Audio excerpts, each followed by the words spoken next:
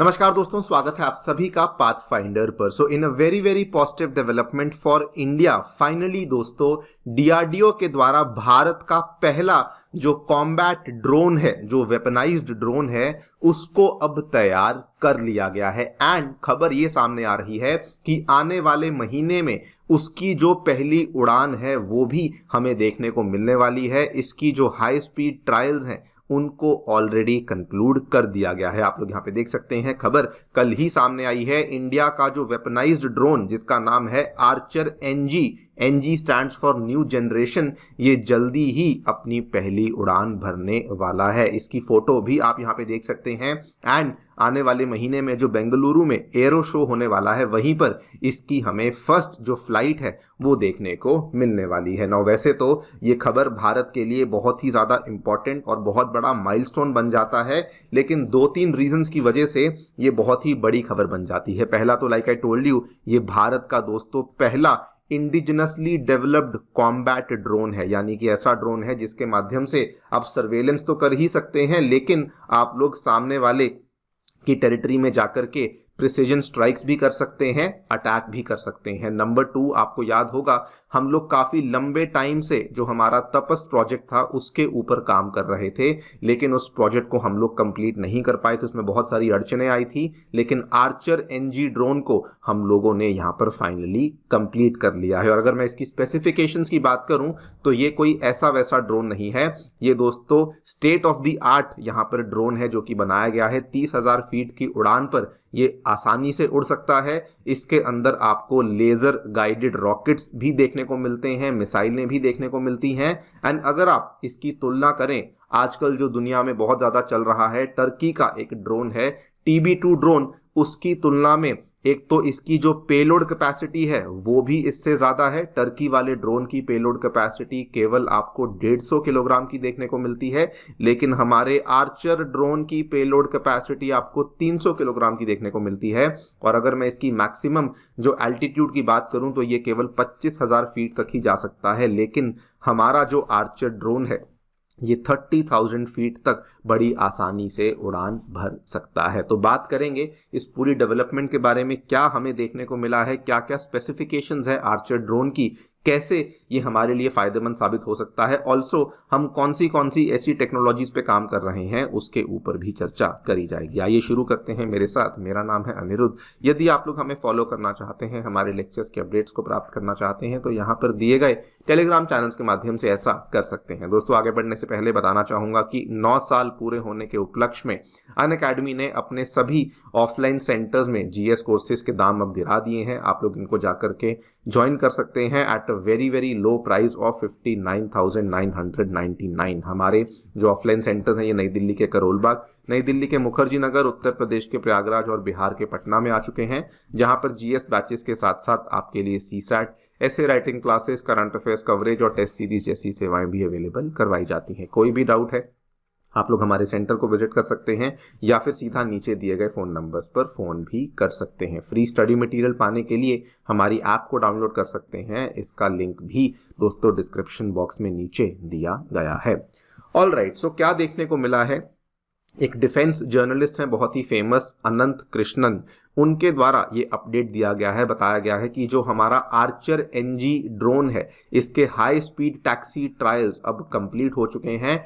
And बताया जा रहा है कि आने वाले महीने में जो बेंगलुरु का एयर शो होने वाला है, जो कि 10 फरवरी को स्टार्ट होगा, 14 फरवरी तक चलेगा, वहां पर इसकी हमें पहली उड़ान देखने को मिलने वाली है। बिफोर वी टॉक अबाउट कि इसके क्या क्या फ़ायदे होंगे, हमें पहले इस आर्चर ड्रोन के बारे में थोड़ा जानना होगा। तो आर्चर एनजी में दोस्तों जो एनजी है, this basically stands for next generation, and इसका टेक्निकल जो नेम है इसको MALE, medium altitude long endurance, यानी कि ये एक मीडियम एल्टीट्यूड तक लंबे समय तक हवा में रहने वाला एक अनमैन्ड एरियल व्हीकल है, जिसको कि हमारी DRDO के द्वारा यहाँ पर तैयार किया गया है। इसका चित्र आप लोग यहाँ पे देख सकते हैं। ये इसको यहाँ प्रेजेंट किया गया था किसी एग्जीबिशन में, किसी शो में, और वहीं पर से इसकी फोटो को आपके सामने पेश किया गया है। नाउ अगर मैं इसकी विशेषताओं की बात करूं तो ये कोई आम ड्रोन नहीं है, मतलब कि ऐसा नहीं कि केवल ये इंटेलिजेंस गैदरिंग या सर्वेलेंस के लिए काम करेगा। ये इंटेलिजेंस और सर्वेलेंस तो कर ही सकता है, लेकिन उसके साथ साथ ये टारगेट एक्विजिशन, टारगेट को ट्रैक कर सकता है, एंड उसके साथ साथ दोस्तों ये precision strike missions carry out करने में भी सक्षम माना गया है। यानी कि ये एनिमी टेरिटरी के अंदर जाकर के, वहां पर जाकर के अगर मान लीजिए कोई स्ट्राइक मिशन कैरी आउट करना है, कोई वेपनाइज्ड मिशन कैरी आउट करना है, वो भी कर सकता है। इसीलिए इसको कॉम्बैट ड्रोन का नाम भी दिया गया है। अगर मैं इसके पेलोड कैरी करने की कैपेसिटी की बात करूं तो इसमें 300 किलोग्राम से भी ज्यादा पेलोड कैरी करने की कैपेसिटी देखने को मिलती है, और यही इसका बेस्ट पार्ट है कि इतना ज्यादा पेलोड कैरी करने के साथ साथ ये 30,000 फीट तक बड़ी आसानी से उड़ान भर सकता है। एंड इसमें आपको अलग अलग तरह के वेपन्स देखने को मिलते हैं। एक हमारी जो स्मार्ट एंटी एयरफील्ड वेपन ये देखने को मिलता है, एंटी टैंक गाइडेड मिसाइल्स ये भी आप इसमें डाल सकते हैं, even laser guided rockets, bombs ये भी आप इसमें डाल सकते हैं। एंड बिकॉज इसमें ये सारी की सारी क्षमताएं हैं, ये भी बताया गया है कि हमारा अंडमान निकोबार का जो ट्राई सर्विस कमांड है उन्होंने ऑलरेडी बोल दिया है कि जैसे ही ये रेडी होगा हम लोग इमीडिएटली इसको हमारे कमांड के अंदर इसको बेसिकली डिप्लॉय करने वाले हैं। इसकी आपको थोड़ी सी हिस्ट्री बता दूं। आपको याद होगा भारत काफ़ी लंबे टाइम से हमारे तपस प्रोजेक्ट के ऊपर काम करने में लगा हुआ था, लेकिन due to various problems Tapas project को आज से कुछ साल पहले दोस्तों डाउनग्रेड कर दिया गया था, जिसकी वजह से जो तपस प्रोजेक्ट के ऊपर काम था वो रुक सा गया था। लेकिन आर्चर एनजी के ऊपर काम चलता रहा।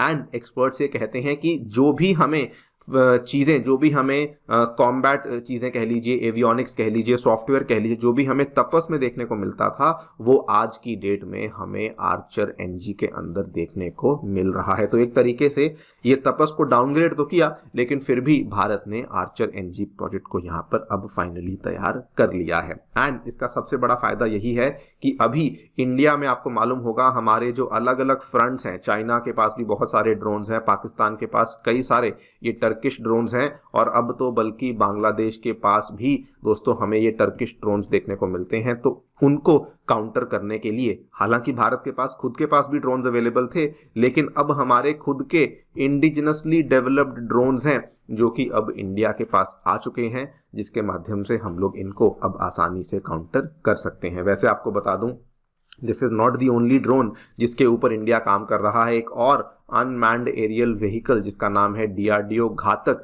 उसके ऊपर भी हमारा काम चल रहा है। इसको लेकर रिसेंटली खबर सामने आई थी कि डीआरडीओ घातक के लिए जो इंजन है, जो कावेरी इंजन है, उसकी टेस्टिंग हो चुकी है।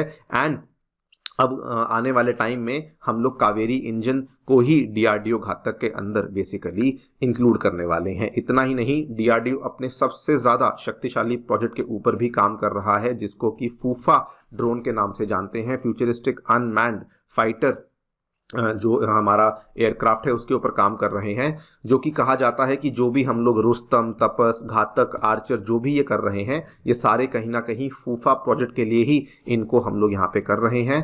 एंड इसमें तो यहाँ तक कहा जाता है कि फूफा के अंदर जो इंजन लगेगा, जो एक फाइटर एयरक्राफ्ट में इंजन होता है, तेजस मार्क 1 में जो इंजन है, उसका इस्तेमाल हम लोग फूफा के प्रोजेक्ट में करने वाले हैं। एक्सपर्ट्स इस फूफा प्रोजेक्ट की तुलना करते हैं अमेरिका के प्रेडेटर ड्रोन से, बिकॉज अमेरिका का जो प्रेडेटर ड्रोन है ये 1700 किलोग्राम का पेलोड कैरी कर सकता है, और जो फूफा है ये दोस्तों 1500 किलोग्राम का जो पेलोड है उसको कैरी करने की क्षमता यहाँ पे रखता है। सो यस, हम लोग केवल एक टेक्नोलॉजी पर नहीं, अलग अलग टेक्निक्स पे काम कर रहे हैं, जिसके माध्यम से हम लोग अलग अलग तरह के जो ड्रोन्स हैं उनको बनाने की क्षमता अब भारत में ला रहे हैं। आप लोग दोस्तों क्या सोचते हैं, हमें डेफिनेटली बताएं कमेंट सेक्शन में। Thank you so much for listening, stay tuned.